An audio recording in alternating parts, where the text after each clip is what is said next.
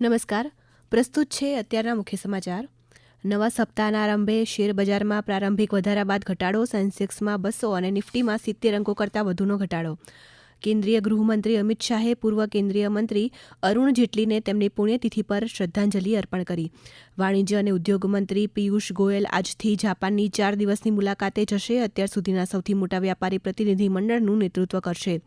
ન્યૂયોર્કમાં ભારતના કોન્સ્યુલેટ જનરલે તાજેતરમાં ન્યૂયોર્કના બ્રુકલિનમાં ગોળીબારની ઘટનામાં જીવ ગુમાવનાર ભારતીય નાગરિકના અકાળ મૃત્યુ પર ઘેરો શોક વ્યક્ત કર્યો.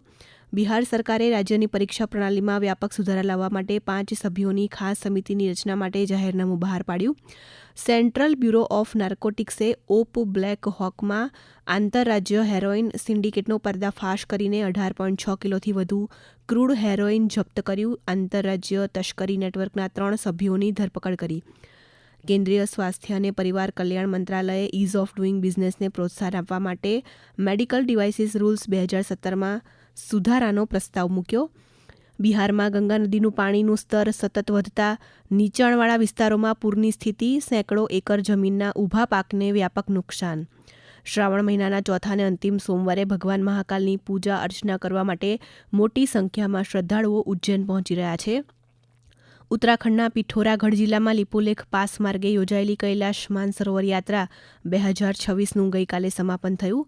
હોર્મુઝની સામુદ્ર ધુનીમાંથી પસાર થતા અધિકૃત દેશોના જહાજોએ હવે સર્વિસ ચાર્જ ચૂકવવો પડશે. પાકિસ્તાનના વરિષ્ઠ નેતા અને જમિયત ઉલેમાએ ઇસ્લામના વડા મૌલાના ફઝલુર રહેમાને પાકિસ્તાનના આર્મી ચીફ ફિલ્ડ માર્શલ અસીમ મુનીર પર આકરા પ્રહારો કરીને 1971ના ભારત સામેના યુદ્ધમાં દેશની શરમજનક હારને યાદ કરી.